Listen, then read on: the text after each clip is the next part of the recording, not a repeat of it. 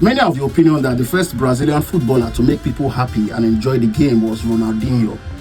What if I told you you were wrong if you thought so? Because that player came in many decades before the very existence of Ronaldinho.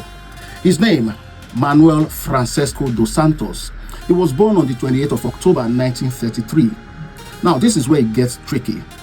When he was born, his spine was swollen like a letter S. His two legs looked funny. One was longer than the other by 6 centimeters. One of his legs was caved in, while the other one was bent out. His older sister, Rosa, looked at him one day and called him Garrincha. He wasn't angry. That name would follow him till the very end of time. Doctors had looked at him when he was born and told his mother, this boy will never run like the others. What have they said about you? Well, what did Garrincha do? He just went and floated that way. At the time he was 14, he worked at the factory where his father worked in a small village called Pau Grande, a small town located in Rio de Janeiro. By the time he was 20, he already had a wife and a daughter. But he loved to play football in that same community, in that same village of Pau Grande. He was there till 20 until his name began to ring a bell just when a man came to the village on holiday. And that is how they took Garrincha to do trials in one of the biggest clubs in Brazil called Botafogo. At the time he got there, all the players were looking at him with strange faces. He looked strange. He didn't look like a footballer because, like the doctor said 20 years earlier, he wasn't going to run like any other person. So what did the coach do? He put a defender in front of him and said, go through this defender. But do you know the defender they put in front of him? His name was Milton Santos. Milton Santos was the left back in the Brazilian national team. And when he came face to face with Garrincha, Garrincha went past him like a breeze.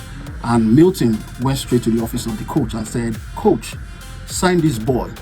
It is easier to play in the same team with him than to play against him. And that was how Garrincha made the team, for Botafogo. And of course, he began to give joy to the people. Each time he passed through a defender, the crowd would shout, Ole! And of course, when he faces you wouldn't know where he's going to because one of his legs, like I said before, is caved in, one is caved out. And his back was like a spine. And that was how he found his way to the Brazilian national team, going to Sweden in 1958. First 2 games he didn't play. And of course, some of the teammates now went to the coach to say, play Garrincha and play Edson Arantes de Nascimento, the guy you would eventually know as Pelé many years after. And there's this story in Brazil. Each time Garrincha played with Pelé, Brazil never lost a game. And of course, they won in 1958. By 1962 in Chile, they were there also. But this was Garrincha's World Cup because Pelé was injured and Garrincha was now the only man to take Brazil straight down to the finals. But when they played in the semis against Chile, he got a red card, meaning he was going to miss the finals. But what did the Chileans do? They wrote a petition to FIFA that they want that red card overturned. Even the president at the time in Chile called FIFA president that he wanted Garrincha on the pitch, the finals. And that was something unprecedented. And that was how that red card was cancelled. And Garrincha became the first man to win the World Cup, the Golden Boot, and the best player.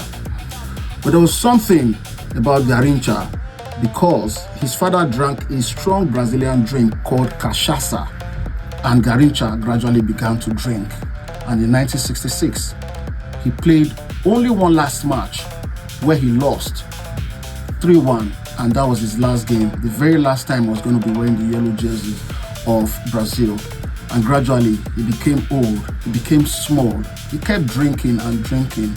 And after 8 children, on that night, he was on the bed in the hospital.